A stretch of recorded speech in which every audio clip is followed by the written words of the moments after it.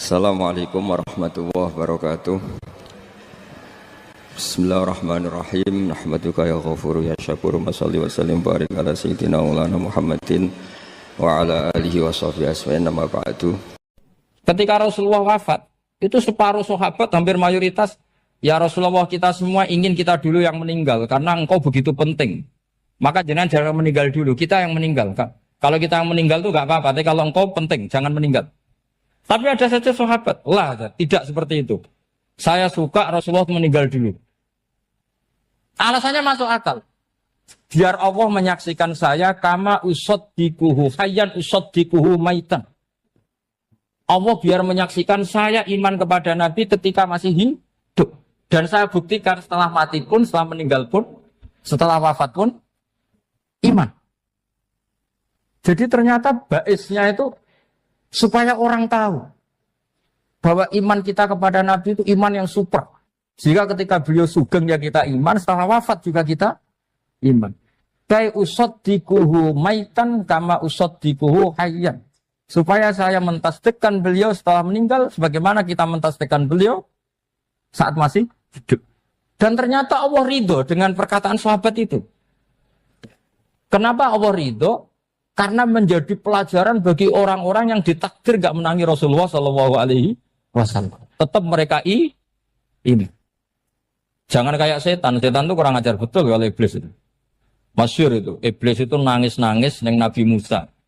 Iblis itu takutnya sama Allah itu luar biasa. Sampean kalah. Iblis itu setiap ketemu malaikat karena dia ngerti alam gaib, mesti apa itu? Kama sali syaitani idh qala lil insani kfur falamma kafara qala inni bari'um minka inni akhafu wa rabbal alamin. Jadi setan iblis itu paling sering bilang inni akhafu wa rabbal alamin karena iblis itu tahu surga, tahu neraka, tahu kekuasaannya Allah. Jadi takutnya sama Allah luar biasa. Makanya setiap dia mengajarkan kekafiran, setelah orang itu kafir gimana? Inni bari'um minka inni akhafu wa rabbal alamin. Saking takutnya sama Allah, suatu saat iblis ini datangi Nabi Musa. Karena tahu Nabi Musa itu kalimullah. Orang yang bisa komunikasi langsung dengan Allah. Ya Musa, ya kalim Allah, saya ini makhluk. Saya takutnya sama Allah luar biasa. Tolong rayukan Allah supaya nerima tobat saya. Karena dirayu terus lama-lama Nabi Musa bilang, oke, tak rayukan Allah. Sama Allah. Karena Musa kekasihnya, ya Allah, iblis punya ingin tobat. Tolong dikasih hak tobat. Kata Allah, oke. Dia bisa tobat. Asal mau sujud di makamnya Nabi Adam. Karena kesalahannya dia gak mau sujud sama Nabi. Semenang Nabi Musa karena ada cara untuk iblis menjadi tobat. Dikasih tahu sama Nabi Musa. Alhamdulillah kamu diterima tobatnya. Syaratnya apa? Sujud ke kuburannya Nabi Adam. Wah, iblis ya tahu aslinya terus. Asjuduhu maitan wa qatla asjuduhu hayyan. Zaman urip ora gelem, mbok nek wis mati. Oh, dasar setan itu. Zaman urip ya ora gelem wis mati kok kon sujud. Kumat maksudnya terus ya sudah sampai sekarang akhirnya. Kalau sekarang sudah tidak mungkin lagi karena enggak ada Nabi Musa. Jadi ijtihadnya sahabat melihat wafatnya Rasulullah itu beda-beda dan ternyata semuanya diridhoni Allah. Karena ternyata yang suka Nabi wafat dulu adalah ingin supaya umat Islam tetap mencintai beliau. Iman sama beliau, tasdik sama beliau. Sebagaimana tasdik zaman sugeng. Makanya kita harus mencintai guru-guru kita. Uhibbuhu maitan kama uhibbuhu hayyan. Saya sampai sekarang itu ya merasa Mbah Mun itu tidak meninggal. Saya masih merasa kalau bapak saya tidak meninggal. Karena kita mencintai beliau-beliau ketika hidup dan ketika wafat itu sama. Karena beliau-beliau sama kita juga seperti itu. Rasulullah itu ketika mendekati wafat, ya bahasa halusnya intaqala ila rafiqil a'la. Itu Nabi kalau ngedikan tuh rileks sekali. Hayati khairun lakum wa wafati khairun lakum. Jong aku nak urip ku ya apik. Engko nak aku wis kapundhut ya apik. Fa amma hayati fali asunna lakum as-sunan. Sebagian riwayat fa innakum tuhadditsuna anni wa uhadditsu ankum. Kalau saya masih hidup, saya bisa mengajarkan kamu sunnah. Mengajarkan kamu tradisi-tradisi yang benar.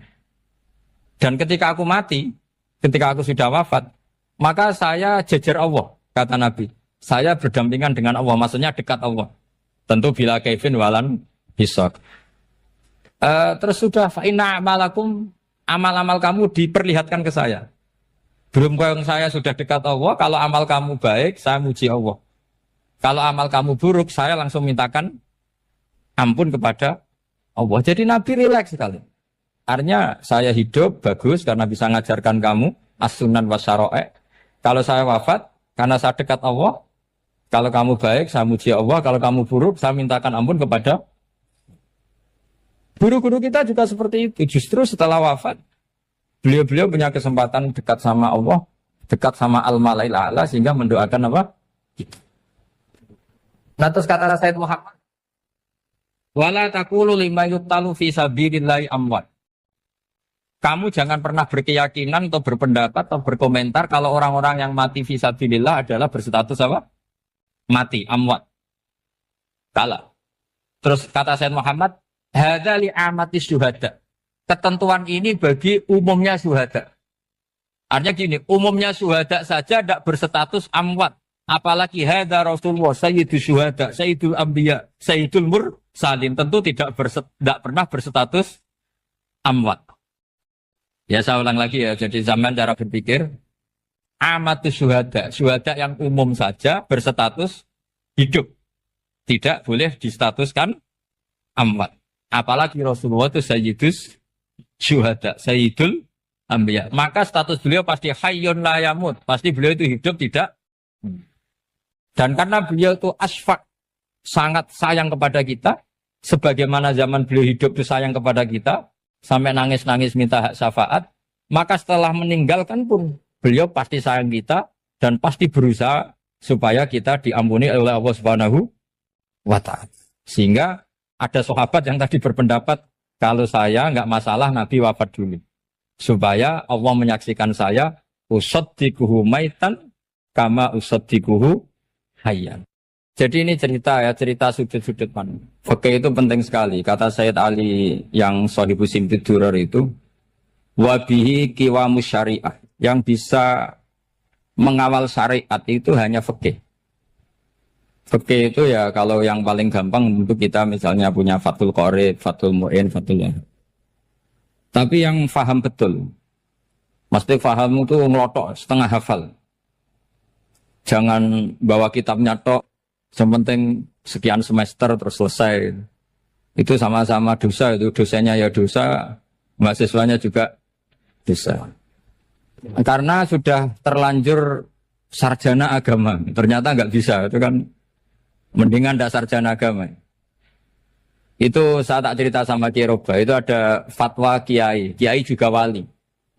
Suatu saat ada penyanyi dangdut top terkenal di Indonesia itu nyanyi dangdut ya penyanyi ya dai, entah itu hakikat entah majas tidak tahu.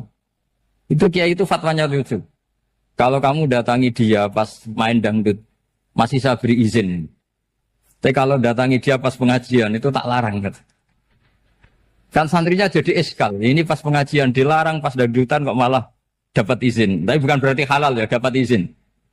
Dapat izin kan potensinya bisa karena dilarang lah ya tetap belerot. Terus suatu saat si santri ini setengah wali, tidak wali tapi setengah. Lama-lama itu memahami gurunya. Memahami gurunya ternyata sirinya begini.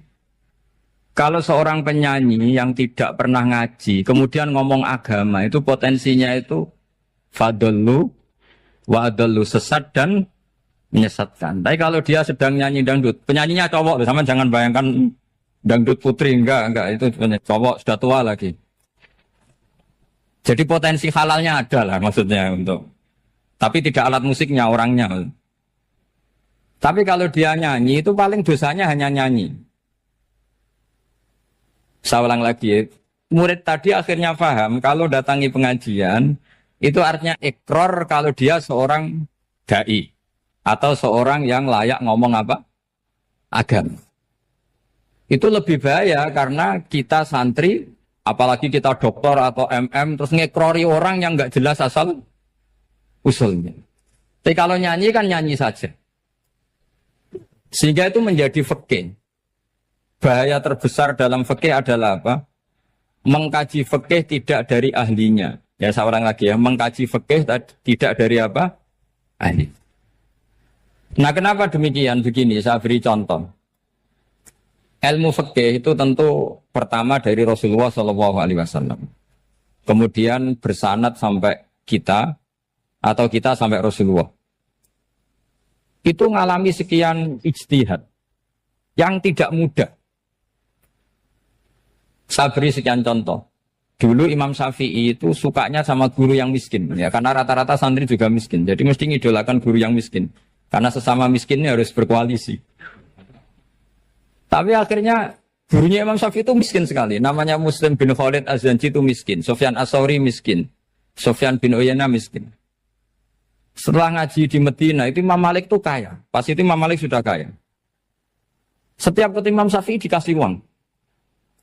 Sampai ketika Imam Malik itu bilang, kamu sudah alim, ilmu saya sudah habis, kamu ngaji sama yang lain. Sama siapa? Kata Imam Malik, orang yang sealim saya sudah meninggal, namanya Abu Hanifah. Tapi dia punya murid, namanya Muhammad bin Hasan Asy-Syaibani, kamu ke sana. Terus Imam Malik datang ke Baki. Dulu Baki itu pasar rental, ya Grab lah kira-kira sekarang. Itu mengumumkan, siapa kafilah yang mau ke Irak? Kita ya Imam Malik, dibayari sama Imam Malik. Ini antar ke Irak, ke Muhammad bin Hasan Asy-Syaibani. Imam Malik mulai ngeper. Guru saya yang miskin tidak pernah nyangoni, guru-guru saya yang kaya sering nyangoni. Mulai memasalahkan kiai miskin, gitu. Kira-kira seperti itu mulai masalah. Setelah datang ke Irak, di Muhammad bin Hasan Asy-Syaibani itu si Muhammad bin Hasan Asy-Syaibani itu kalau ngitung uang itu di meja tamu. Jadi punya emas lantaan, punya uang. Kira-kira kalau Indonesia punya rupiah, punya dolar, dihitung itu di ruang tamu. Kata Imam Syafi'i, saya dengan Imam Malik saja enggak serik, ini lebih kedonyan lagi kiai. Ngitung uang itu di ruang tamu. Terus akhirnya si Muhammad bin Hasan Asy-Syaibani ini ahlul usul, dia pakar usul. Kamu heran sama saya? Iya, kiai kok kedonyan. Dia ngomong gitu. Tapi kata Muhammad bin Hasan Asy-Syaibani, kalau kiai tidak boleh kaya, itu tak kayak wong fasik. Dan gue demenan, gue mabuk. Oh jangan, nanti dipakai maksiat. Tenjenengan mawon kersane digetoat. Berarti kiai oleh sugih. Pun angsal-angsal. Semenjak itu jadi satu fikih bagi Imam Syafi'i. Ternyata kalau mengharamkan kiai sugih, berarti membolehkan yang fasik sugih. Kalau yang fasik sugih bisa dipakai i'anah alal maksiat. Semenjak itu mindset pikiran Imam Syafi'i rubah. Saking rubahnya sampai beliau berpendapat orang bisa beli Alphard, kok beli carry itu haram. Bisa jadi bupati kayak Pak Roba, kok jadi RT haram. Soalnya gitu. Bisa keren Kak Gus Ba, kok jadi orang pendengar haram. Pokoknya haram terus. Karena dalil beliau al-Islam ya'lu wala yula alaih. Coba sampean ridho misalnya jadi orang Gresik dipimpin orang yang enggak sholat, ridho enggak? Enggak. Atau sholat tapi enggak bisa ngaji, ridho enggak? Ketika yang bisa ngaji berpotensi jadi buba, terus keterusan. Karena Imam Syafi'i keterusan, ya umatnya keterusan. Akhirnya orang-orang Syafi'i itu politikus rata-rata. Ya, makanya sama jangan kaget sama Baruba. Kakak saya wakil bupati dia. Putranya Mbah Mun ada yang wakil apa? Gubernur. Dulu Gus Wahid ya menteri agama. Itu asal usul dari perubahan fikih, mindset, cara berpikir Imam Syafi'i. Jadi dulu itu fikih ditemukan itu jelimet, ada perdebatan. Itu tidak hanya pada level ulama, pada level Nabi pun ada perdebatan. Jadi jangan kira Nabi itu tidak debat, ya debat. Nabi itu asal seangkatan itu mesti debat, termasuk debat dengan malaikat. Jadi kalau perlu ya debat sama apa? Karena malaikat itu kan lugu itu gak iso mikir. Karena kalau malaikat iso mikir bisa jadi rektor. Nanti kasihan Pak Salam ini. Malaikat gak boleh jadi rektor. Malaikat Israel itu gak tahu etika. Jadi beliau ketika mau membunuh, mencabut nyawanya Ibrahim datang, ya Ibrahim saya ini disuruh nyabut nyawa kamu.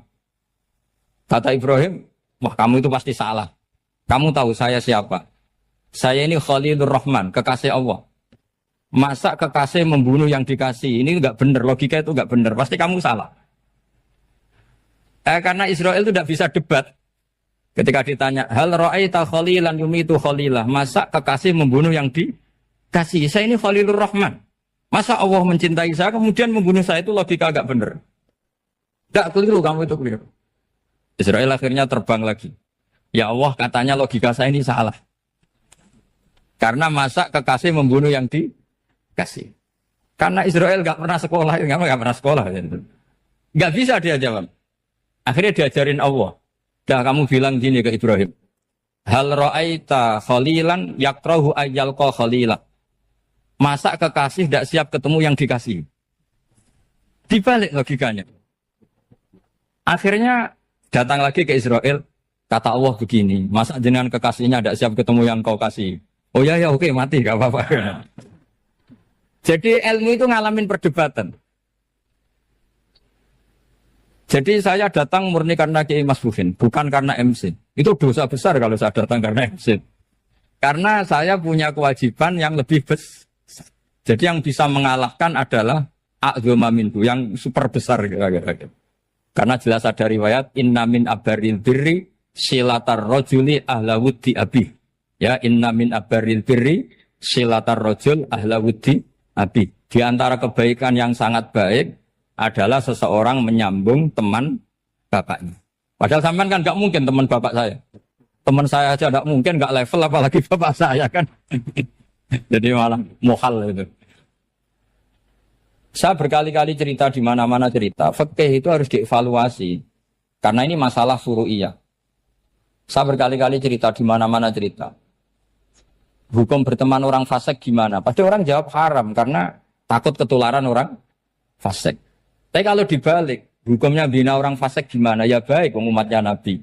Bisa bina kalau berteman. Kamu bisa bina orang fasik tanpa berteman? Nggak bisa. Jadi kalau dibalik, hukum berteman orang fasik gimana? Haram. Hukumnya bina orang fasik? Baik. Bisa bina kalau berteman. Berarti berteman orang fasik? Ya terus nanti pada level lapangan sih gampang. Kalau yang soleh membina yang fasik dan yang fasik ketularan yang soleh, maka ternyata kalau yang soleh ketularan fasik ya berarti ternyata buruk. Tapi kan hukum masa nunggu kenyataan kan jadi nggak hukum. Di mana-mana hukum itu kan ada asumsi karena ini masalah ijtihad. Nah itu yang dilakukan para ulama kita. Jadi sampean harus mengkaji fikih secara detail karena tidak hanya kita yang khilaf. Nabi-nabi juga khilaf dalam menentukan dakwah ilallah. Wali-wali kita kayak Abdul Hasan Asyadili sama Sayyid Abdul Al-Haddad itu juga. Imam Ghazali ya khilaf. Imam Suyuti itu kalau ketemu Al-Qastolani itu saling tidak nanya, saking nggak cocoknya. Masyhur itu. Jadi ulama ora cocok. Bedanya nak saiki perkara partai. Kalau orang gini enggak. Karena pakai asumsi. Pakai asumsi karena memang susah. Ndak misalnya memang tak bedai, tak beri yang di ndak misalnya ada orang rukuk kemudian kentut. Itu sholatnya batal apa enggak? Enggak, jawab saja.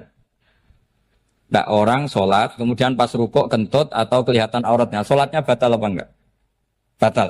Itu keliru nih sampean, itu salah dosennya mesti itu. Pertanyaannya gini, yang dikatakan sholat itu kan aqwalun wa af'alun muftatahatun bitakbir muftatamatun bitaslim. Lalu ketika sampai rukuk apa sudah namanya sholat sehingga kamu katakan batal? Namanya sholat aja belum kok sudah kamu katakan batal gitu.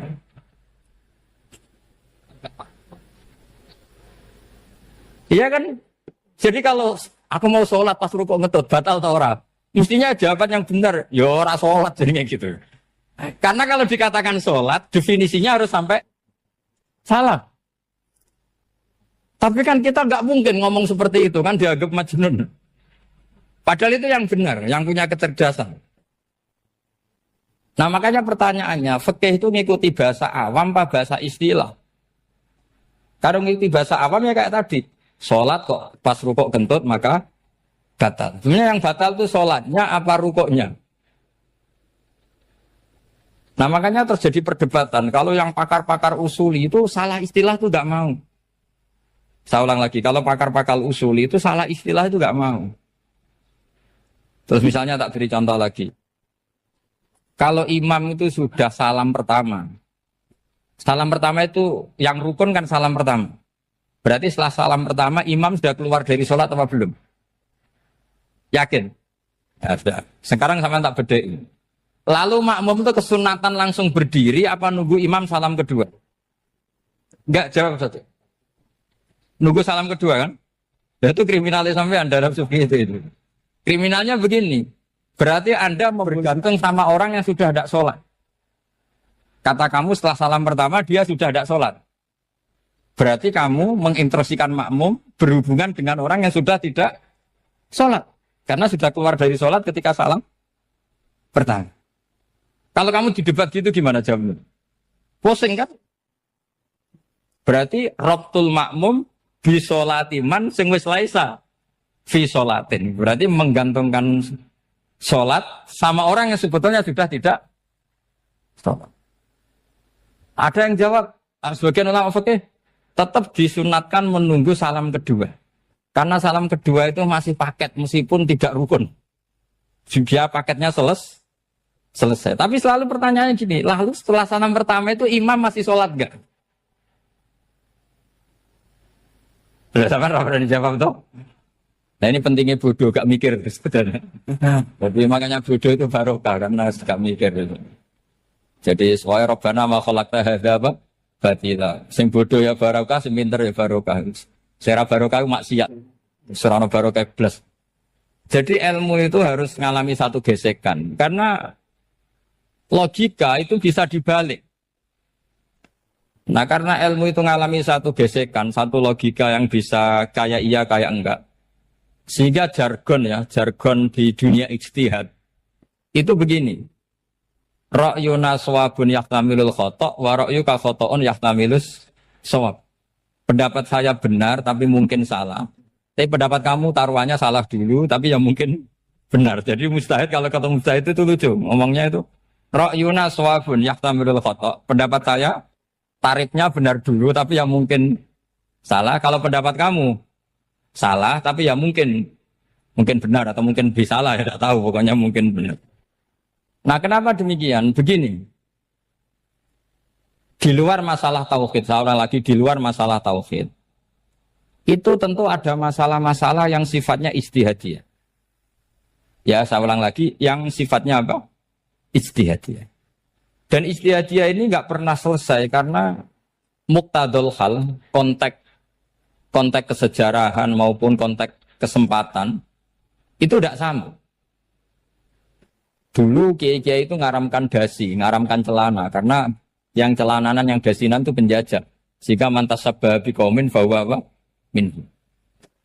Tapi lama-lama kiai-kiai itu ya pakai dasi, pakai celana. Ya karena dianggap sudah tidak mantas sabah biqaumin bahwa minhu. Ini ngalami pergeseran. Semua ijtihad itu ngalami pergeseran. Lalu pertanyaannya begini, lalu ijtihad apa Gus yang permanen? Yang permanen ya ijtihad dengan alatut ijtihad apa? Ijtihad. Saya beri contoh misalnya begini. Nabi Musa itu yang ngalami ijtihad. Kata beliau karena kangen Allah, itu ingin melihat Allah karena kangen. Rabbi arini anzur ilai. Qala lan tarani walakin anzur ilal jabal. Ya sudah namanya orang kangen ya ingin melihat. Ya sudah gitu aja. Sehingga ahli ilmu kalam itu berdebat. Kalau kata ahli sunnah, karena Nabi Musa minta ingin melihat Allah, berarti melihat Allah itu jaiz, mungkin. Karena Nabi gak boleh bodoh meminta sesuatu yang mau hal. Maka antipatinya ahli sunnah terhadap pendapat Mu'tazilah itu antipati. Karena menurut pendapat Mu'tazilah, Allah itu qadim. Allah itu laisa kamislihi syai'un, sehingga gak bisa dilihat. Pertanyaannya adalah berarti Nabi Musa meminta sesuatu yang mau hal. Itu bodoh sekali sampai nggak tahu mana mau hal, mana apa? Jaiz. Makanya kata Imam Ghazali, masa Nabi Musa yang Nabi nggak tahu kalau melihat Allah itu mau hal. Sampai minta berarti nganggap itu jaiz atau boleh. Itu cara pandang orang-orang ahli sunnah apa? Wal jamaah. Tapi tetap saja sebagian ulama itu ya balelo. Yang kayak Mu'tazilah itu ya balik loh. Cara berpikir Pokoknya itu karena kangen, bukan karena mungkin atau tidak mungkin. Jadi nggak mungkinnya tetap tidak mungkin. Terus mereka dalil la tudrikul absar wa huwa yudrikul absar. Nah, sudut pandang ini akan terus. Ada seorang wali ditanya, kalau kamu di surga ingin melihat Allah apa enggak? Jawabnya enggak. Kenapa ya? Kasihan Allah. Terus kenapa ya? Unazzihu dzalikal jamala an-nadhari misli. Saya tidak ridho Allah yang hebat, yang keren, kemudian sing delok di rumah aku wong resik. Koyok gak ngergani pangeran. Sebenarnya sing delok Allah ben golongane Nabi Muhammad, Nabi Ibrahim, kowe ora usah ngilangi keren. Maksudnya itu. Jadi ada ulama itu jadi wali kalau sholat itu karena di soft belakang.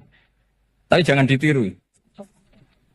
Itu kan gak lazim ya. Lazimnya kan afdhalus sufuf as-saful awal. Ketika ditanya, kenapa kamu kalau sholat di belakang? Cek GR, koyok wani suwan pangeran gak ngarep. Aku sungkan, tapi kok boleh. Kalau zaman kan karena males, bukan karena sungkan. Jadi itu artinya rasa ya. Makanya nggak bisa, nggak ada ijtihad itu tidak mungkin. Karena perasaannya orang itu beda-beda. Itu Sayyid Abdul Al-Haddad, itu kalau ngendikan masyhur. Man da'a li dzalimin bil baqa faqad ahabba yu'sawwa fi ardi.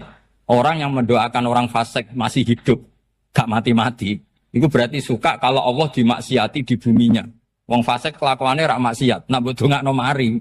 Itu berarti kamu ingin Allah didurakani terus menerus karena si fasik masih hidup. Tapi kalau Abdul Hasan As-Sadili cara ngendikan gini, kalimatnya persis. Man ahabba alla yu'sawwahu fi ardi faqad ahabba alla tadhharu maghfiratuh. Orang yang ingin dunia ini steril, gak ada maksiat, maka sama saja berkeinginan tidak melihat luasnya maghfirahnya Allah. Sama-sama wali besar. Tapi cara pandang hubungannya dengan Allah seperti itu. Jadi mau tidak mau, ijtihad itu mau tidak mau. Makanya tidak usah dipertentangkan misalnya cara berpakaian, cara apa. Yang penting sesuai aturan Islam ya sudah. Karena ini urusan rasa. Urusan apa? Rasa. Itu Syekh Hasan Basri itu sering jagongan sama Robiah Hadawiyah. Itu secara fikih salah. Tapi pas itu ulama fikih ditanya, kenapa Anda tidak komentar terhadap dua wali besar yang sering ketemu?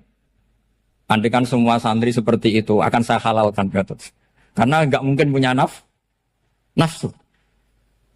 Sehingga fikih dulu memang masih asli. Kamu lihat di takrib misalnya, lelaki melihat perempuan itu nggak boleh kecuali sekian alasan. Termasuk boleh itu li taklim karena mengajar. Atau lil muamalah. Nah, ini yang mulai masalah. Ada warung kopi, penjaganya cantik. Santri-santri ngopi. Ini lil muamalah. Kan kasus ini. Mau disalahkan tuh ada takbirnya. Mau dibenarkan ini jelas fasik kan, jelas fasik. Jelas fasik. Matanya sudah fasik sebelum itu ditambah itu, jadi fasiknya permanen. Nah pertanyaannya adalah, kalau kamu ngajar mbak-mbak, kemudian hafal yang cantik yang enggak, itu taklim lin nazar apa nazar li taklim? Itu taklim apa modus? Makanya kalau ngopi cari bakul yang cantik, itu muamalah untuk nazar apa nazar untuk muamalah? Loh kalau saya ngopi dengan kiroba pasti halal. Karena begini, berjalan saja, bareng capek, nggak tahu itu warungnya siapa, terus berhenti ngopi. Kebetulan bakulnya cantik. Nah itu mungkin halal, karena kan saya nggak milih-milih. Ingin ngopi kebetulan bakulnya cantik. Kalau kamu kan nggak apal daftarnya. Wah itu mesti haram itu, ini mesti haram itu.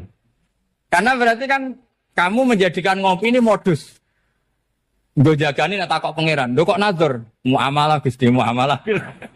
Itu mesti modus. Maka fikih itu harus dikawal oleh tasawuf. Kalau ndak, semua hukum fikih bisa diakalin. Makanya Imam Bukhari punya satu bab namanya Kitabul Khiyab. Bab mengkhilaf fikih. Beliau itu antinya sama Abu Hanifah itu luar biasa. Nggak ada ulama dibenci Imam Bukhari kayak Abu Hanifah. Masyhur. Untungnya beliau nggak menangnya Abu Hanifah. Kalau menangi geger terus. Bisa faksul masail terus. Itu Abu Hanifah itu ulama yang suka khilah. Khilah itu ngerekayasa hukum. Misalnya begini. Saya ini puasa agak lemes. ujian agak lemes, apalagi kiai serapati di duit santri beling-beling lemes ini. Apa mangan ini kan, wah poso-poso kok mangan kan gak keren. Supaya saya bisa makan dan halal, saya bisa ngajak kiai Robai ya jalan-jalan. Jalan-jalan nyari yang jarak 2 marhalah, ya sudah. Terus bisa makan, kalau ditanya Allah kok makan, musafir. Jadi bolehkah insa'us safar menciptakan pergi demi untuk supaya boleh iftar? Boleh enggak cara jenengan? Enggak boleh, alasannya apa? Kan pergi. Perginya juga enggak maksiat. Itu khilaf. Tapi Sayyid Muhammad, Abu Yasin Muhammad, Muhammad bin Alawi, Sayyid Muhammad, itu membela Abu Hanifah. Artinya membela jangan semua khilaf itu diharamkan. Karena itu cara, saya ulang lagi, karena itu cara untuk mengawal bahwa hukum Allah itu luas. Karena kalau nggak ada khilaf itu ya kita kesulitan.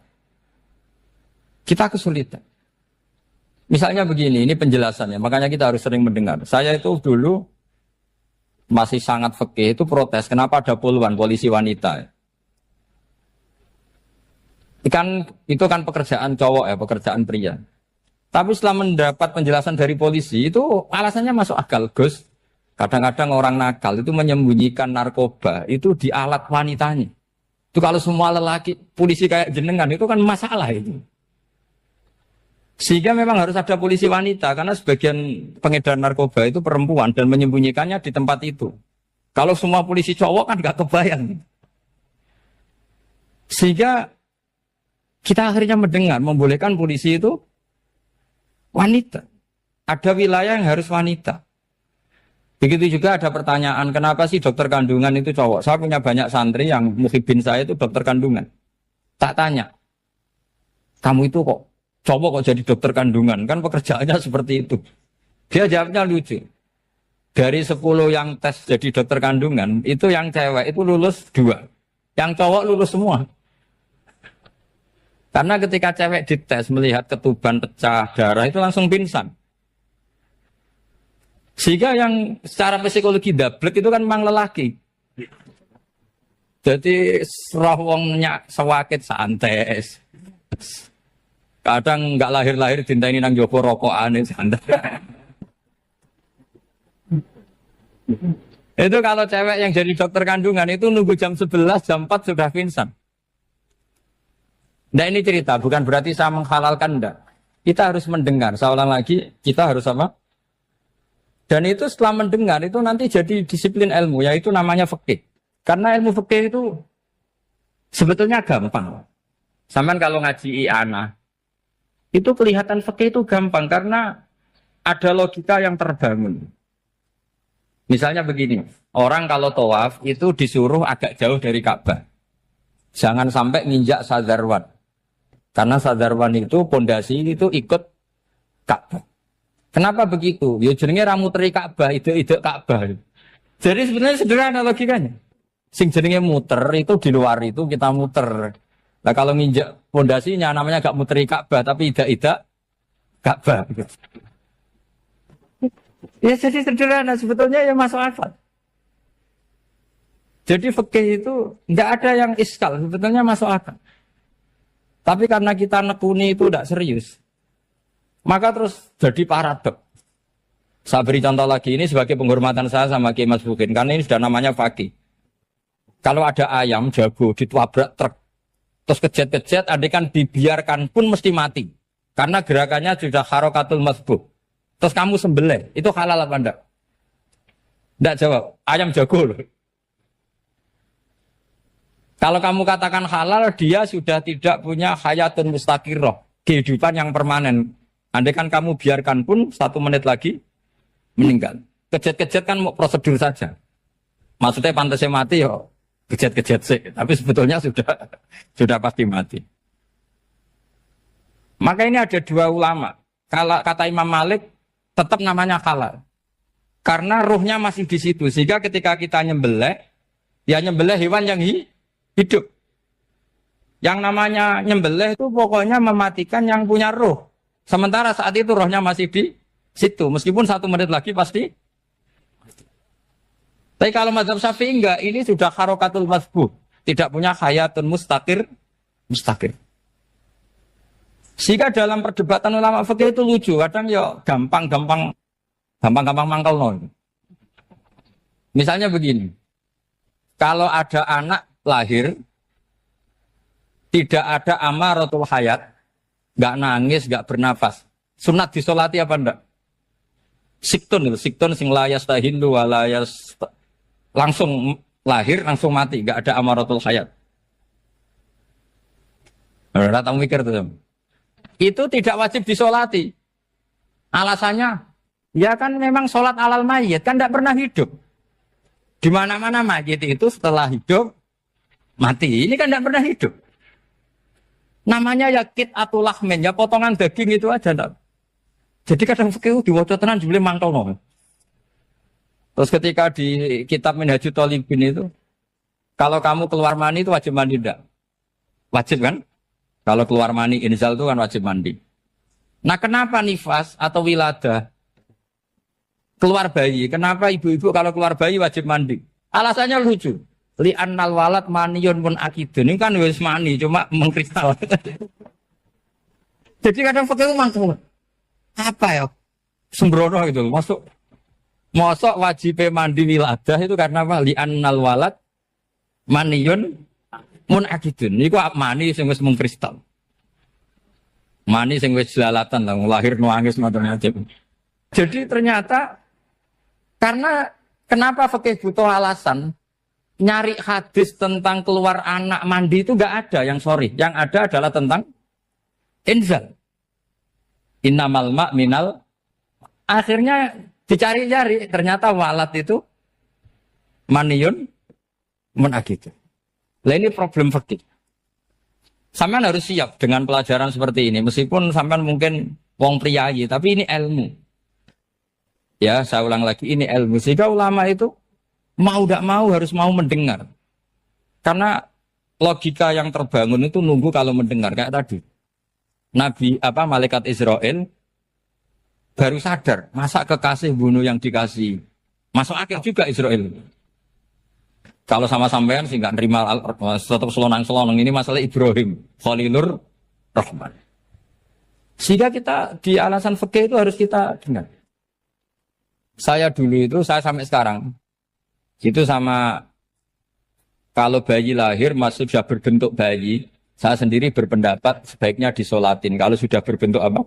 Bayi meskipun tidak nangis, tidak ada amaratul hayat. Kan yang digugurkan itu wajibnya, bukan masalah boleh dan tidak. Itu banyaklah perdebatan ulama di bab itu. Saya beri contoh lagi perdebatan ulama. Ini contoh-contoh fikih, karena ini khusus penghormatan status fakih tadi. Itu kalau ada orang mati, jenazah itu. Jenazah itu kalau sholat, itu kan umumnya jenazah di depan, kita nyolati di belakang. Itu yang mengatakan begitu ya tidak punya alasan, ya taunya mulai dulu begitu, di mana-mana nyolati jenazah, jenazahnya di depan. Tapi di kitab Makhali jelas diterangkan, kata kaul sani tidak wajib. Alasannya lucu, fa innal janazah laisat bi imamin. Jenazah itu tidak imam, kenapa harus di depan? Kan kacau kan? Lu coba alasannya di depan apa? Dia ada imam kok. Nah barokahnya fikih itu, sehingga kita melihat di Arab Saudi sekarang, itu jenazah kan di belakang. Tapi kita tetap nyolati apa? Mayit. Kalau di Arab Saudi musim haji, itu jenazahnya di kamar mayit, tapi kita nyolati. Itu satu-satunya takbir ya tadi, fa innal janazah laisat bimanzilatil imam. Tapi jangan praktekkan, nanti tidak kepaliran sesat. Saya hanya cerita ilmu, jangan praktekkan. Kalau dipraktekkan masih jadi aliran sesat. Mono jenazah ning mburi imame kok ngarep aliran sesat. Sebetulnya bukan sesat gitu. Uji coba fikih. Ya karena tadi fa innal janazah laisat bimanzilatil. Bukti lagi kalau sampean salat ghaib. Salat ghaib ini misalnya mayitnya di Surabaya, boleh enggak salat ghaib di sini? Terus jenazahnya di belakang kamu apa depan kamu? Nah ini kan fikih itu pokoknya gitu. Makanya standar furu'iyah itu susah. Karena perdebatannya itu mirip-mirip, kayak iya, kayak tidak, kayak. Makanya dulu zaman sahabat, ada sahabat itu mencintai Rasulullah. Senengannya sowan. Bukti cinta sowan. Banyak juga yang sahabat bukti cinta Nabi itu tidak pernah sowan. Alasannya ganggu. Kenapa kamu jarang sowan Nabi? Saya sering jamaah sama Nabi, saya tidak pernah sowan. Kenapa? Ganggu. Biar Nabi kalau di rumah sama anak istrinya, saya tidak mau ganggu. Makanya saya termasuk kiai yang gak pati seneng disowani. Karena ya itu tadi. Kalau ngulang seneng saya, kalau disowani biasa saya. Kalau Kiai Roba itu nilai, nak pernah sepuh jadi rasuan nilai. Jadi beda, saya sering ditilai Kiai sepuh. Tapi bahasanya tentu tidak sowan, tapi nopo nilai. Kalau sowan itu maka kan nafkah itu seperti itu. Jadi ada disiplin, di situ ada disiplin ilmu. Yang kadang kita tidak cocok. Makanya Imam Syafi'i sendiri ngendikan kadang beliau dengan gurunya, dengan Imam Malik sampai ngarang ikhtilafu Malik. Beliau punya data yang beliau itu sedang nggak sama dengan gurunya, yaitu Imam siapa? Malik. Karena mindsetnya itu beda.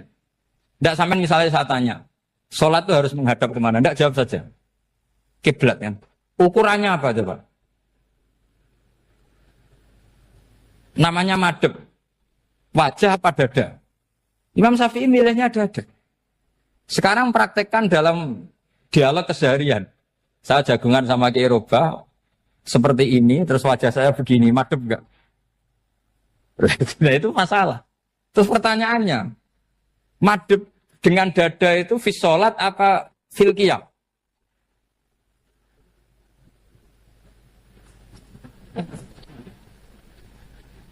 Loh enggak, kalau fis sholat pas sujud dada kamu madhep mana coba? Kamu enggak pernah mikir kan? Ya madhep pakai dada itu kan kalau berdiri, kalau rukuk sama sujud.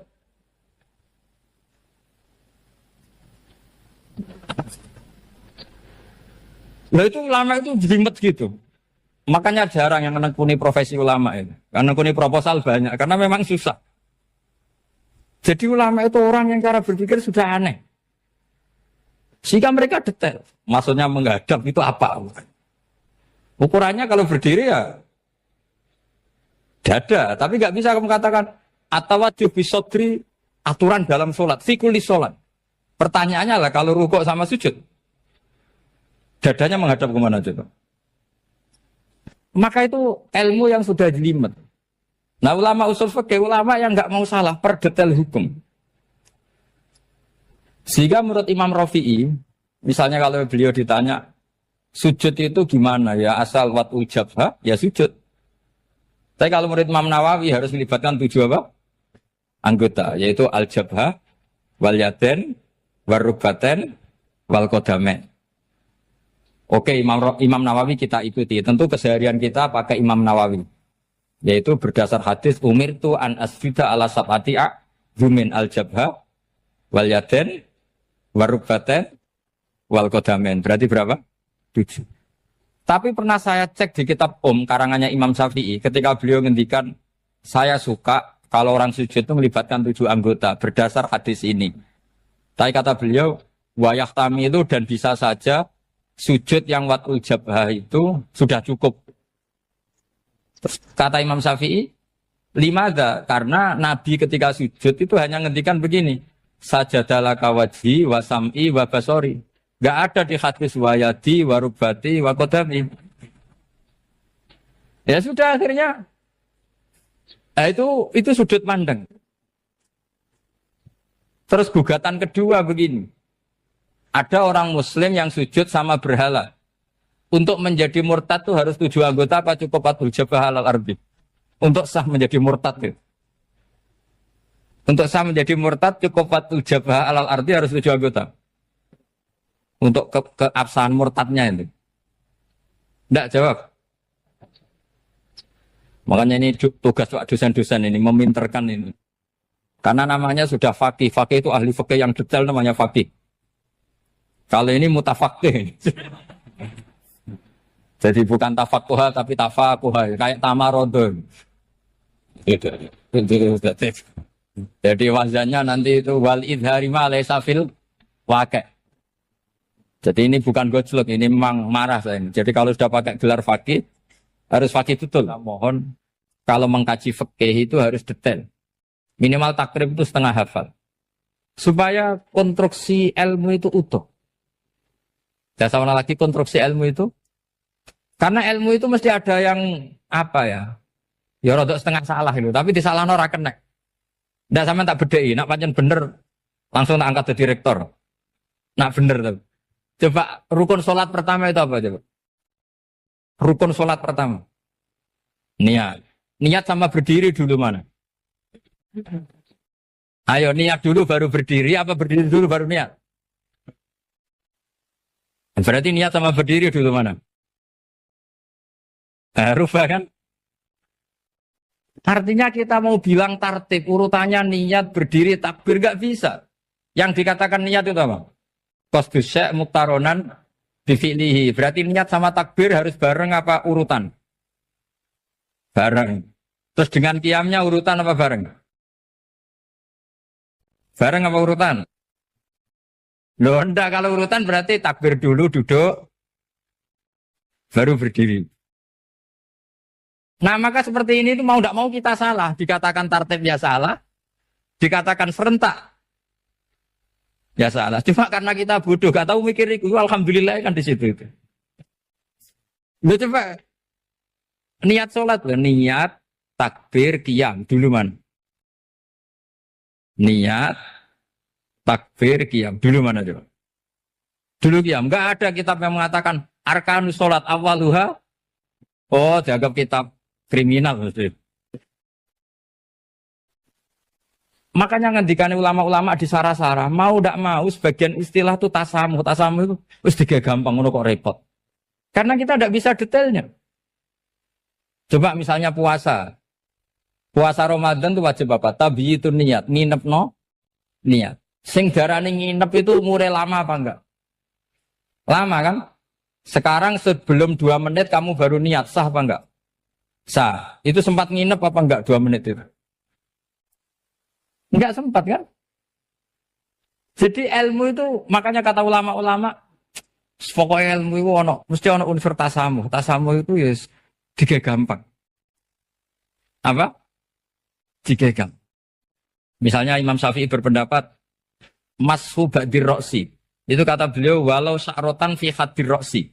Meskipun satu rambut asal masih di wilayah kepala. Tapi kalau rambut itu dikeliwir, dibasuh di sini enggak sah. Karena sudah keluar dari batas apa?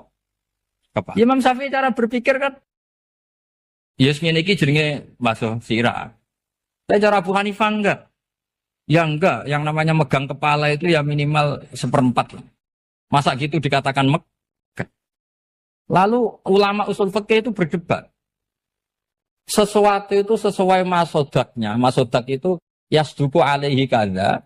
Yaitu, ini tadi saya cerita ke Ibu Khin tentang ngaji Jamul Jawame. Ini ilmu yang di Jamul Jawame.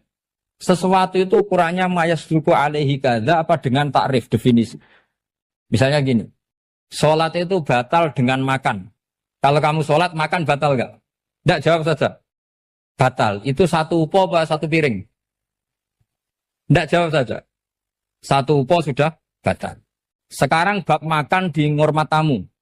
Cong tamuku keimangan. Iku sak upo apa sak piring? Nah ini kan tidak fair. Di bab tamu makan satu piring, tapi di bab sholat satu upo. Maka pertanyaannya, lalu penamaan sesuatu itu berdasar masodak, mayasduku alaihi ismu kadza, atau berdasar uruf?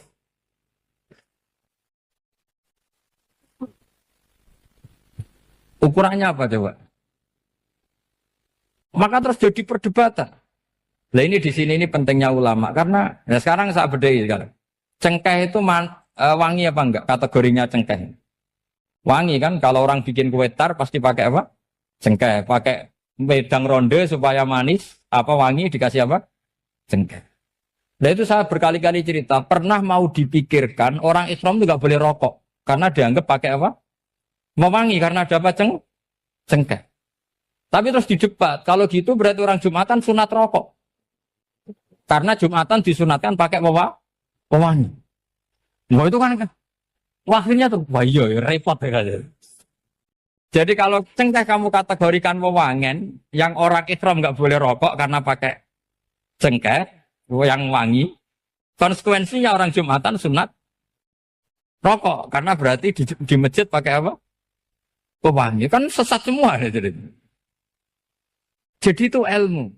Makanya selain fikih mateng, itu ada ilmu yang namanya usul fikih. Usul fikih itu yang neliti itu. Mayas duku alaihi kada. Jadi yus ngono iku darani ngono. Saurang lagi. Ngono iku wis darani ngono. Ora perlu roh detail. Ya, saya ulang lagi. Wis ora perlu roh detail. Makanya Abu Hanifah itu misalnya basuh wajah. Wis berketeluk ngene iki basuh wajah. Nek Imam Syafi'i kan detail. Mimba ini mana bitis syari sampai ila somahe uzunehi ila zakon. Terus mana bitis syari Imam Syafi'i nambah apa? Ghaliban. Kenapa ditambah ghaliban? Karena kalau orang budak mana bitis syarinya di sini. Jadi itu fikih. Jadi fikih itu jelimet. Padahal kita ini nggak pernah berpikir secerdas Imam Syafi'i, tapi akhirnya ya mikir juga. Agak ditambah ghaliban, mana bitis syarinya orang budak kan? Sini. Terus sekarang perdebatannya, orang budak basuh maskur roksi di sini sah enggak? Karena tadi itu wajah apa kepala? Kan jadi bingung gitu. Ya makanya ini mukadimah saya supaya sampean lebih disiplin belajar fikih dan setidaknya didiskusikan lah kitab-kitab Minhajut Thalibin atau kitab-kitab Mahali. Karena di situ nanti ada perdebatan.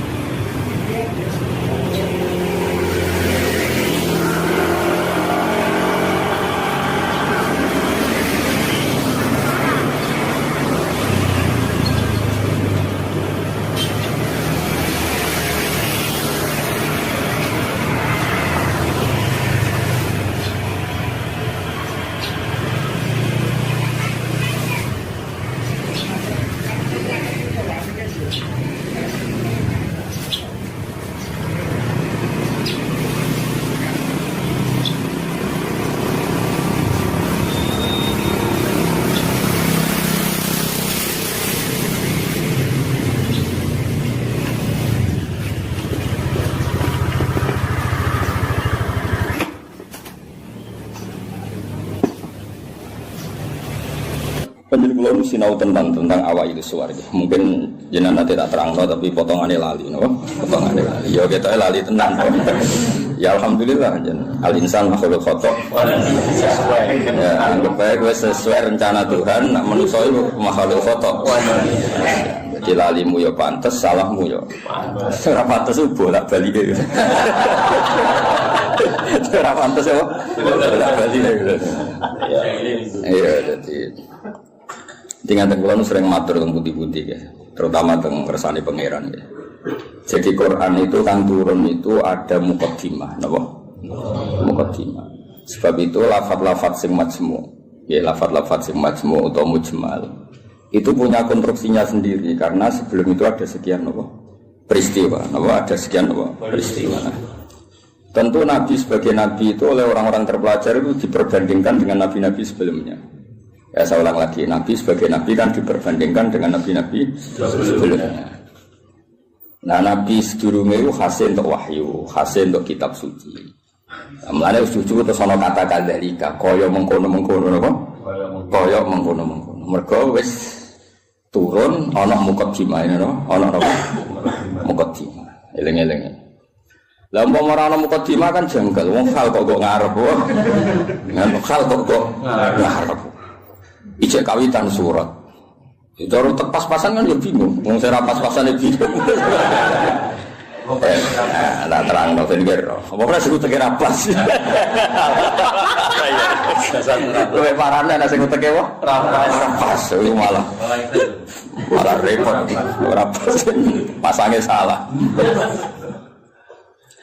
Eling-eling. Iku penting mergo nggo ngawal Quran. Nggih ngawal napa? Quran. Jadi termasuk nggo ngawal kula kan sering untuk pertanyaan. Gus katanya Quran itu mubin. Kenapa sih ada lafaz-lafaz yang enggak jelas? Enggak jelas itu di eranya itu jelas karena ada konstruksinya, napa? Ada konstruksinya. Misalnya ngaten iki sing paling terkenal ning era modern. Ya misalnya Mbah Mun sepuh-sepuh sering ngendikan ngono ya ngono tak bojo ngono. Itu kan kalimat sing ora jelas. Ngono ya ngono. Tapi siapapun yang ngerti di komunitas itu di era itu ngerti. Beda blek tapi ojo nganti terus ra tobat. Proposal ya proposal tapi ya dikira-kira. Lah ya sesuai kontak ya seneng babon tapi ya dikira-kira sing gelem kira-kira ya ora melahirkan prahara baru. Sing gelem ya yo belum dirapi bodoni pokoke sing ora lahirno prahara ya itu sesuai hukumnya Islam. Baru sesuai hukumnya Islam raimu ora sesuai. Akhirnya mundur, mundur. Iku jenenge yo ngono. Tapi aja ngono. Jadi dikira-kira. Lah Quran juga ada lafaz-lafaz seperti itu, lafaz mujmal yang kita tidak pernah tahu maknanya, tapi di eranya itu paham. Ya mau kadzalika kaya mengkono apa? Mengkono sing. Mulai ngaji to aku ben kok. Iya, iku sowan-sowanan. Nah, ngaji. Nah, iki sowan-sowanan harus takok jam pinten. Sehat sedang. Ya nanti sok keluyuran rene yang berdua. Sehat. Takokno. Ngaji to wong Islam iku hubungane iki kiai iku. Soal. Iya, soal kiai gini enggak ya buka. Sing sowan sira gelem ya. Agama sing tutup ya. Ngidol ana murid sing tutup iku agama. Ya kaya mengkono-mengkono. Jadi konstruksi itu ada. Dan Nabi itu tidak boleh kecuali ada muqaddimah. Mulane Nabi dadi nabi pertama sing roh kudu agama liya, rupane roh ibu khaira nastura. Mergo butuh napa? Muqaddimah napa butuh napa? Muqaddimah. Wong nabi kok ora ana muqaddimah kan gak dadi bahan diskusi. Ujug-ujug terus ngaku nabi, terus temu takok nabi itu apa kan yo repot. Makanya menurut keyakinan ulama-ulama niku negara ateis itu lebih susah diislamkan dibanding negara yang komunitasnya Yahudi atau Nasrani. Ini sudah punya muqaddimah. Mau ngatur tingkat kebencian, tingkat hasad, mau ngatur-ngatur itu toh. Dan ateis kan misalnya Nabi Muhammad pun nabi, terus nabi itu apa? Memangnya kenapa kalau nabi kan itu repot. Nah, tapi Nabi Muhammad ngaku nabi hidup dengan orang Yahudi mesti diperbandingkan. Lo Nabi itu dulu trennya orang Palestina, Anda ini orang Mekah kok mengaku Nabi misalnya, digugat. Lalu makanya pinter berjanji terus nerangno. Muhammad bin Abdullah bin Abdul Muthalib bin Hashim saterusé sing nasabe tok Nabi wa Ibrahim. Berarti manggone ning Mekah tapi tetap turunan wong Palestina. Ya mergo digugat. Akhirnya ana penjelasan. Gue ini kok ngiyai kenapa? Wong kan nyari-nyari. Oh, pancen kiai liyane mati kabeh. Ya memang itu satu-satunya cara untuk mengkiaikan. Sekali ono sing urip kan ya ketok mahjub. Mana urip suwi-suwi kadang ngrasa dosa. Mahjub kabeh. Tapi aku kan gak gelem pidato nek. Jadi kadzalika kira-kira akhirnya diperbandingkan. Napa? Sebab itu Quran sering ngendikan musaddiqal lima ben. Nganti musaddiq itu ya karena diperbandingkan. Napa? Sing gowo iku apa, terus pola-pola sosiale piye, terus pola-pola nubuwah iku piye. Akhirnya pola nubuwah digawe kok sandi intelijen. Maksudnya itu gak penting. Pola nubuwah itu modelnya gak penting, tapi itu udah disandi. Misalnya ini contoh paling masyhur. Kan tak kei duwe, iku yo tak kei wae kudu entuk, napa? Entuk. Tapi Nabi ora oleh dikai duwe istilah sedekah, kudu istilah hadiah. Ya barangnya padha ya duwe misalnya. Sehingga ketika Salman Al-Farisi itu nyari Nabi akhir zaman itu kan sampai ketemu sekian pendeta. Dia ngetes yang Nabi, Salman itu kan terpelajar sekali, sangat terpelajar. Dia orang Persia.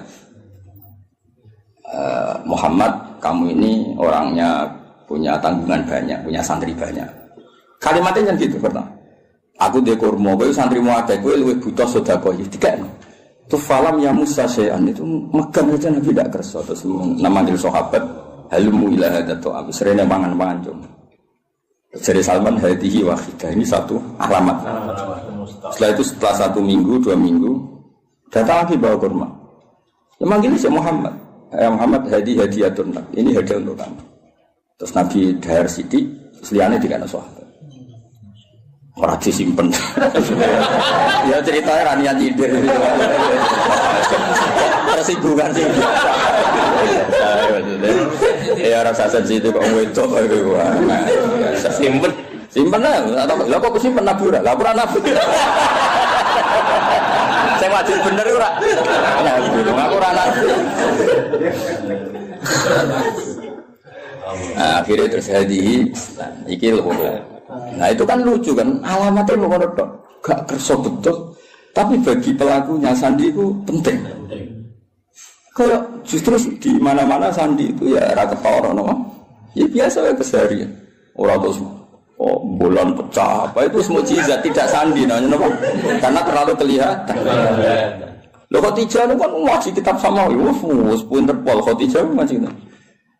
Ini kok ngongkon Maisarah, saya Muhammad itu teliti, Nabi tenan tau ora. Padahal dia karo ngongkon Maisarah jeneng lanang apa? Engko nang kowe juga ngawal itu. Nek Nabi dikawal apa? Maisarah jeneng lanang ngawur. Nang kowe di pengawal itu alasannya Nabi dikawal apa? Maisarah jeneng lanang. Oh, apa? Oh, Islam kuwastari perlu. Nggih, ning Jawa niku wedok. Niku wedok. Nek Arab itu jeneng tak iku Hamzah, Tolha, Maisarah, Hudzaifah, Usama. Aku kiai. Aku tangi turu wis nonton puluhan. Kowe mikir aku tangi turu gampang. Jeneng lanang sing nganggo apa? Tak. Walhasil itu diteliti. Walhasil suatu saat Nabi itu memaklumatkan diri ketemu Jibril. Khadijah yo lucu. Kemudian ini percaya Nabi Muhammad Nabi beliau kan punya referensi diceritani Maisarah ini itu ya dianggap referensi dan apa? Barang suatu saat Nabi jadi Nabi tenan. Pas itu kan belum, pas nikah kan belum kan 25 kan. Masih 15 tahun ke depan, 15 tahun ke depan. Padahal Nabi itu terlalu lucu. Sekamane ya Zauji kalau nanti ada sohib hukum nadar ini Jibril sohib hukum datang, Jibril datang kamu bilang ke saya. Ya pas santai-santai kalian Khadijah. Iki Jibril teko. Ya nak, Khadijah mandok-mandok. Aku masyhur terus fatahas sarat an khimariha. Ya jika berada dibuka, sebuah piye ceritanya. Ono piye sing rodok ngawur itu semua. Masih dibuka apa nih soal ana sing dibuka. Terus takoki kan. Ijek kancamu mlayu. Terus absyir kowe sing seneng kowe sing teko ning kowe malaikat tenan ora setan. Kok setan ya tambah delok.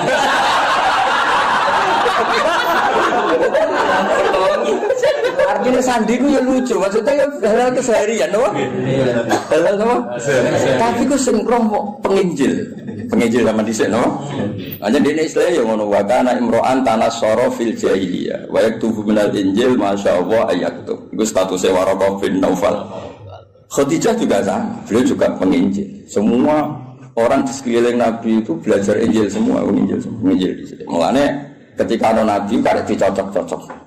Klarifikasi. Kayak aku ini kan sinau hafid sing bener ngene. Terus roh ngene-ngene iki kan kaget kan. Oh no. Ya kan kabeh wong alim kan ngocokno wong alim iku ngene-ngene, ikhlas gak golek obat. Terus senengane mulang ra sowanan kan ngerti. Ujuk-ujuk ana wong luwih seneng sowanan timbang mulang lho iki piye. Kan kaget. Cara antar wong alim kan nak mulang ngantuk, nak sowanan kok semangat iki. Iki jenis apa? Varian baru apa kan? Karena ada definisinya kan. Ciri utama wong alim senenge mulang. Jadi orang nak mulang ngantuk, nak sowanan kok semangat. Oleh nyeluk ji fase ra karuan. Misalnya, kira gitu misalnya yang fakta lho ya. Hafid itu foto mas, hafid dhisik iku yo sombong jenenge mulang ali gak tak iso. Lha itu ana hafid mulang ambek orderan kok milah. Jenisnya opo? Misalnya kan.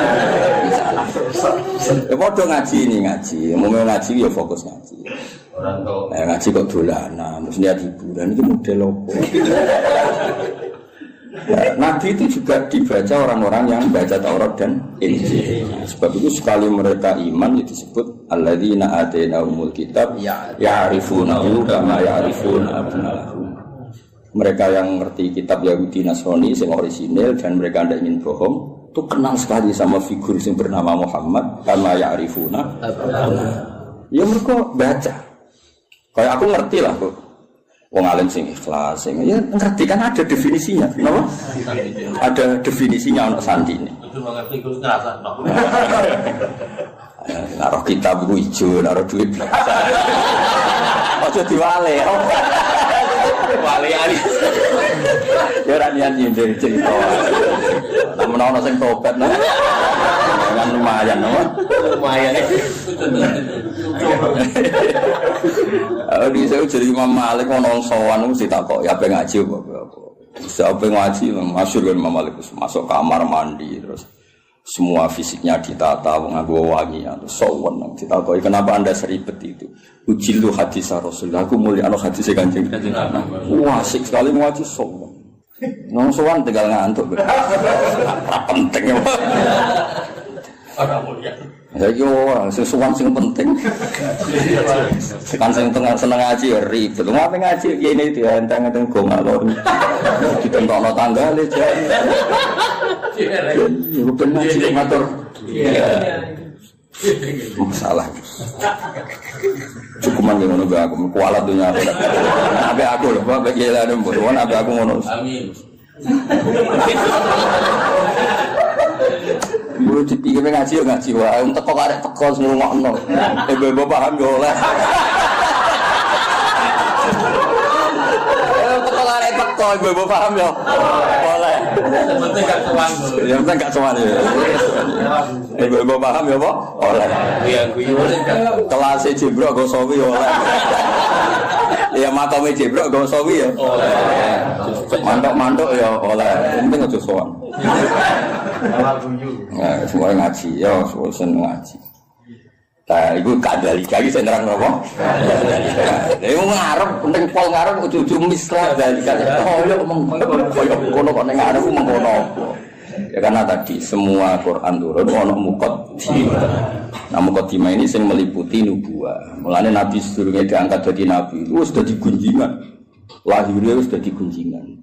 Iki tempat kira tau kering kok dadi kering. Sebut wahodot napa sawah. Iki tempat kira tau hancur kok dadi hancur.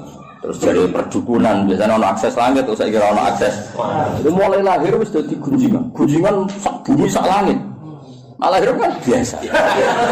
Wis lahir wong tuamu sumpah mergo darah anak. Paham ya, mbokmu tambah ngomel-ngomel. Kere dona anak. Tadi lahir wis nggo musibah no. Musibah.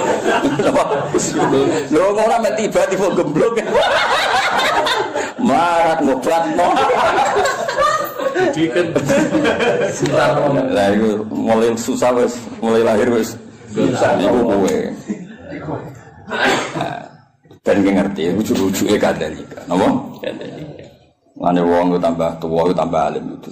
Kulo nuriyen ya alim, tapi ya alim saya kita tambah tua tambah alim. Mun aku ora roh.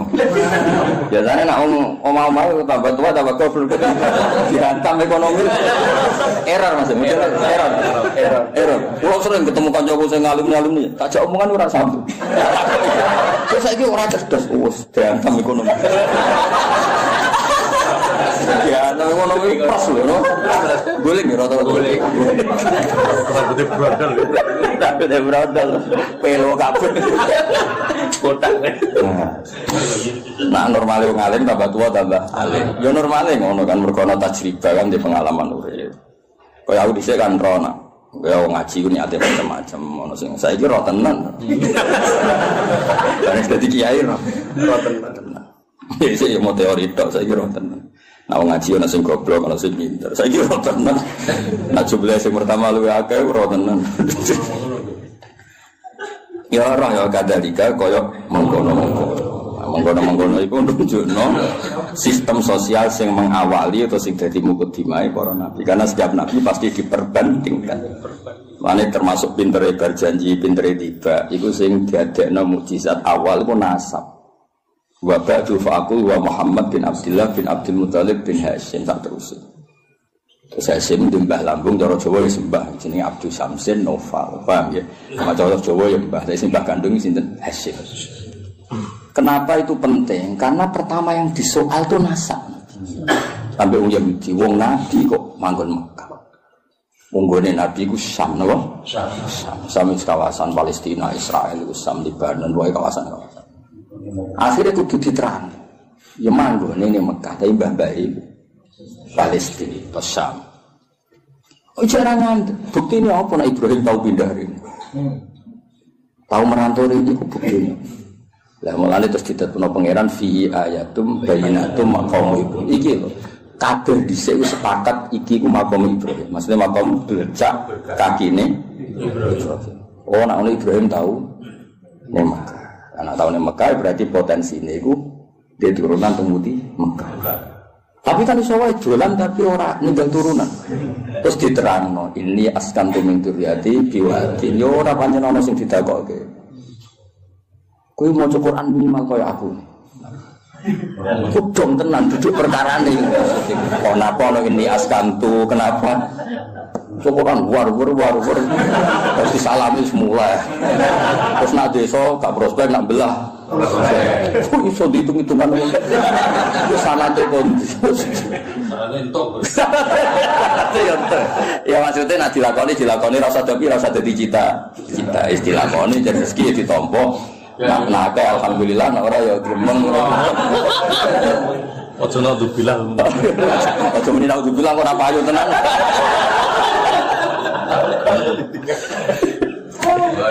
Jadi akhirnya diterangkan Mas, ini askantu. Berarti apa? Ada zuriya yang ditinggalkan di situ. Kenapa?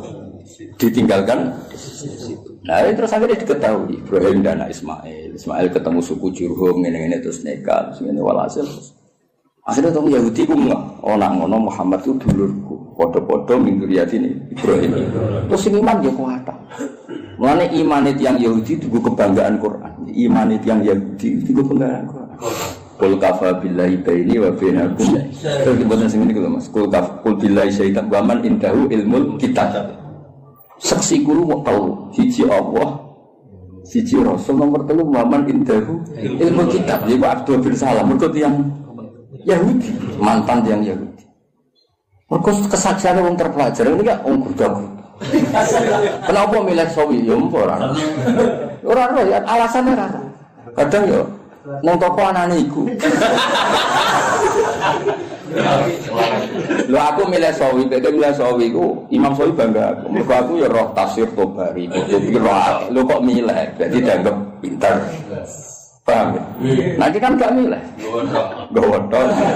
Kadang sik dikai wong berkaji. Seneng kitab buka modal Mas, titip. Mergo dia kaji terus seneng dene terus titip jitu kok Mas. Seneng kok ora modal. Cara aku gak masuk. Sudah gelem modal. Ya lengen-lengen. Jadi kabeh ono mukadimah. Lan disebut fihi ayatum bainatum maqam itu. Akhirnya dicek ternyata wong sepakat nak ikut jenis makom Ibrahim. Penting wis sepakat.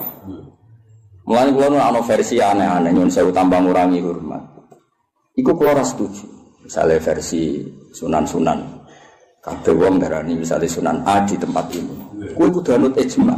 Gak mungkin jilan anjilin niku bodoni. Misale kabudute wali besar apa wali sapa sing nyetsani pemakaman kan ribuan, no? Ribuan kok ngajak anake jumlahe ribuan, kok ngajak putune jumlahe. Terus kowe mau otak-atik kemungkinan riwayatul ahad, no? Riwayatul ahad. Ora pase ning kene. Lha opo ngono iku? Dong. Lah zaman wong kafir ku jek kafir, darani iki ya makam Ibrahim zaman iki kafir. Zaman nurung roh wong sing jenenge Nabi Muhammad, darani ku ya makam. Lha iku pentingnya wong akeh. Aku yo krungu versi-versi sing saat makome Sunan iki pas ngono iki. Wah, mana? Kok bisa atau Lah iya kan saya mikir. Wong saya Gus Safi ki Mansur mati itu mesti wong akeh sing. Minimal zaman wali minimal berbagai. Mali zaman era sunan-sunan. Minimal wong 1000 ribuan. Terus bariku pesen nang anake, wis dijak ning kono. Putune yo terus sampai ila yobina hada. Lah ya nek kowe tak apa aku misalnya lha makom Ibrahim buktine apa nek iku otentik makom Ibrahim gampang kan. Zaman wong kafir-kafir wae darani iku makom. Dene mulane disebut riwayat jilin anjilin kabiron an kabirin itu disebut mutawatir. Napa disebut iku la yumkinu tawatuhum alal kisbi ta alal kadhib. Gak mungkin mereka gawe konsensus kepengin bodoh. Masa koordinasi bodoh ini saiki sampai busik. Kan gak iso koordinasi orang masa lalu kan. Iku iso ngrekayasa saiki tapi kan gak iso ngrekayasa orang dulu. Lan cara kula makom wali songo wis anut konsensus wae. Wis ora usane. Lah soal kok saling ngrasa wali, tapi aku muka safah Gus sering. Ya tak takone ku jin sapa. Sing gawe goro-goro ape kowe iku jin sapa. begitu ya? Gampang. Jadi ben gampang lah. Soal ono versi-versi, saya anggap itu versi tambah ngurangi hormat, tapi kita tetap ngikuti sing konsensus. Napa? Konsensus. Kalau sing ono jaminan la tastabu ummati ala dalalah, gak mungkin konsensus. Ya kalau ini kita wong ya konsensus. Sing ngaji jalan tenan misalnya ke enom ya aku. Iso wae di versi saged tae mundhik yo lakon-lakon iki. Konsensus satu lakon. Lakon iki. Paham ya? Saya nak wakil ini kan mau sosok menagi bodoh ni kabeh. Dong ya. Nah, jadi gue ngerti kenapa kok kita percaya itu makom nopo Ibrahim. Wong zaman wong kafir wae percaya. Nah iku Ka'bah iki makom. Buktine wong kafir percaya ngene. Lan jegeman ke nyalano pangeran. Berhala iku salah, sekarang berhala ora salah. Tapi itu nyalano pangeran kok tahu ono peristiwa berhala pinggire Ka'bah iku nyalano pangeran. Justru itu bukti nak Ka'bah kok risine wong kafir udah kok pangeran untuk barokah ya lucu. Wong pangeran kok butuh barokah ya lucu asline. Ben pangeran iki untuk barokah tidak kok pinggire Ka'bah. Ya rada aneh. Tapi itu tetap penting. Pentingnya itu berarti nak iku Ka'bah iku mujmalah. Wong kafir wae ikrar nek iku. Buktine iku nak nyowano yo kafir. Bedhe kan lucu. Paham ya? Lah kok mau yo bro iku salah. Tapi kok nyalano pangeran kok tau gawe peristiwa iku. Dong. Ora kenal. Paham. Jadi orang bro di kono iku salah. Tapi kok tau nyalano pangeran. Kenapa pernah bikin peristiwa ini? Iku penting kok beda ijma lah. Kafir yang ngono iku, hatta indal kufar apa hatta indal kufar. Lan kula tambah tua aku tambah pinter. Maksudnya nak sampean goblok saiki nak masuk bantuan iki. Jadi ora harapan apa? Dene tua tambah goblok ya alhamdulillah. Ya jeneng alhamdulillah tetep lillah lah pikir menang alhamdulillah. Kowe goblok ya alhamdulillah pinter ya. Masa alhamdulillah zaitun. Nah, ana-ana kok protes. Goblok alhamdulillah wis apa ora apa. Alhamdulillah. Ya jadi pangeran ini. Nah lucunya terus orang Mekah ya podo. Mereka itu bangga. Jadi anggap turunan Nabi Ibrahim. Penduduk Mekah itu disebut Dzurriyyatu Ibrahim, disebut Ahlullah. Zaman kafir, napa? Zaman kafir predikatnya Ahlullah. Mereka jaruah nanggani Ka'bah. Ya akhirnya tidak ada keraguan sama sekali. Nak tidak sing dimaksud Allah Ka'bah yaitu. Padahal di tempatnya kan buatan meyakinkan. Suatu tumpuan, seram itu lah cara posisi di sini kan. Saya ini kan keren, no? Tiga hotel Jawa, sengambung bayar, macam-macam lah kan keren, no? Ono askar kan, ketoran aku apa di sini orang. Terus mau waktu tumpuan terus. Iya, tahu kena banjir barang, semua ribet loh. Kalau tadi gue diganti terus. Ya itu pentingnya ngaji ilmu usul fikih. Nanti kalau suwon yang senang tafsir itu ya ngelokok usul fikih karena konstruksi usul fikih itu yang bisa mengawal kowe dadi. Mungkin ahli tafsir mau sinau sawidak ora iso. Kudu ahli usul fikih sing ilmune ruwet. Sing ilmune ruwet. Zikrus sa iku nafsun diwirihi au mujarradu zikri. Semua ngono. Jadi zikrus sa iku niate nafsun diwirihi apa ilingem iku perkara sae. Apa yang mau kepengen ngomong ngurus geger kan lah anak niatnya nafsu diwiri itu melahirkan mafhum mukhalafah nah ora ya itu mau cerai ini tak usus al-mantuq wal mafhum al-mantuq madalla alaihi lafzi madalla alaihi fi mahallin nutqi wal mafhum itu ora fi mahallin nutqi mahal kok mahallun nutqi ya misalnya ini contohnya ya aku misalnya di acara terus aku ngomong ini Zaitun saya itu teko isowel ngomong Zaitun kok iling itu saya itu orang unik lah di kritik lucu ya aku yang untuk Indonesia Zaitun nak niatnya bergoyang gak nafekno rawe Ki Mansur Gus Hafiz paham ya tapi nak niatnya Zaitun nafekno liyane ora teko lha iku di mafhum mukhalafah. Misalnya Gus Muni Gus Ba ngendikan Zaitun, berarti sing liyane zat ora teko.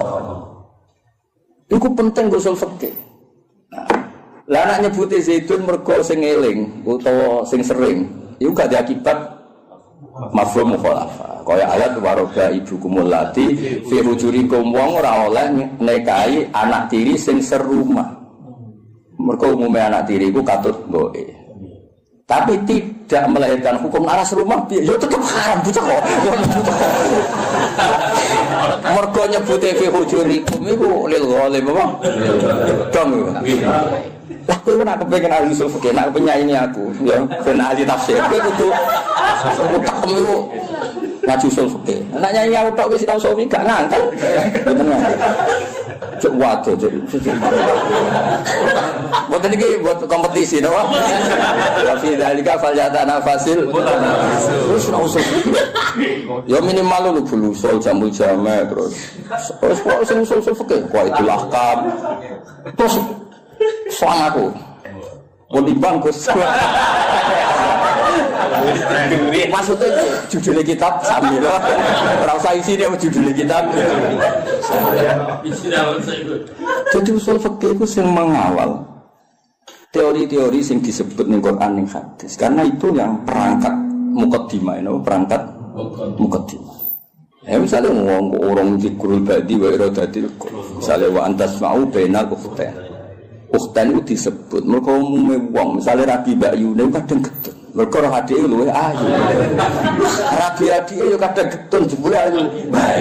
Jadi potensi kepikiran niku antas ma'u bainal ukhtain. Nah, sok benal mar'ati wajad dadi ya lho era wis umur 70. Kan yo ora kepikiran kowe ngrabi cawe itu plus error. Tapi tetep ae wa antas mau benal ukhtain min itlaqil badi wa iradatil qul. Sing haram ora mung benal ukhtain. Kowe ngrabi sri plus budine yo ora oleh, plus duwike yo ora oleh. Terus bae ora usah ora oleh yo. Mau aku mau. Dong. Lah akhirnya lafaz ukhtain ini disebut karena apa? Itu disebut karena golipe lanangan kaya kowe iku sering kepikiran rabi adik getun mergo ayu. Rabi mbake getun ora sabar sithik cah. Lanangan kelakuan ngono akeh gak? Akeh gak? Blangkrak. Wali murid walian akeh, Mas. Pas lamaran ngejokno adike, pas akad. Mbak Yune. Akeh gak sing kebodoh lho. Nggih, lamaran ngejokno adike, pas akad. Wah, saya kalau kan ruwet, jadi sempat pansi ku benal.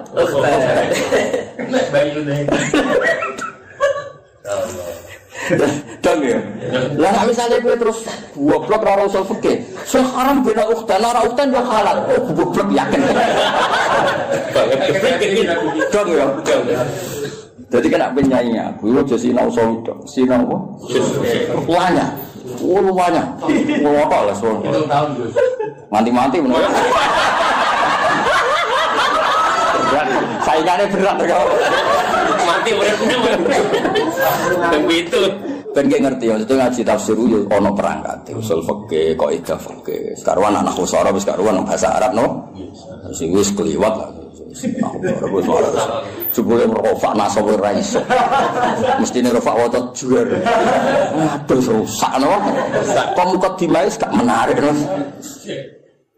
Gak level ya wis gak menarik. Wis tak ono santai-santai ra jelas wis.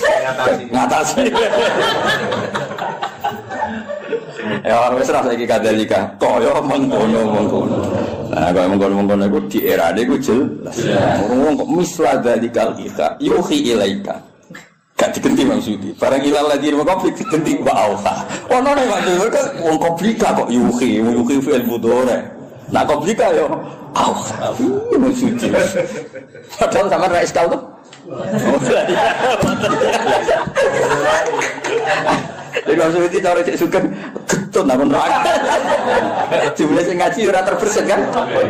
Foto. Aduh. Allah itu Al-Aziz Al-Hakim. Lalu tetap kagungane Allah mau apa fi samawati ing dalem pira-pira langit wa malan apa fil. Ya ora dadi kenapa berjanji tiba kitab-kitab madaih cerita wa ba'du faqul wa Muhammad bin Abdullah bin Abdul Muthalib itu penting untuk perlawanan terhadap orang itu sing disoal Yahudi asal usul Kanjeng Nabi. Mergo trene Nabi sangka napa syak. Terus diterangno. Gene Nabi ku senajan to saiki wong Mekah tapi gene gen syak. Terus nganti Nabi Ibrahim. Napa Nabi? Mulane Quran sering menyebut Nabi dengan identitas itu millata abikum Ibrahim. Kalau Yahudi banyak sing taslim, akhirnya ada sing Islam. Sing jenis rahasud, jenis sing ora bahyam benahum iku terus do apa? Islam. Lah Islam Yahudi iki dadi kebanggaane pangeran. Sampai disebut waman indahu ilmu. Muhammad sing dadi saksimu wis cukup Allah lan wong sangka ahli kitab. Mereka kesaksiannya berdasar empirik, berdasar referensi, berdasar kajian. Sementara saya kafir berdasar drengki. Lewung drengki kok dimusuhkan kajian ilmiah. Maksudnya kan orang level, apa? Orang level.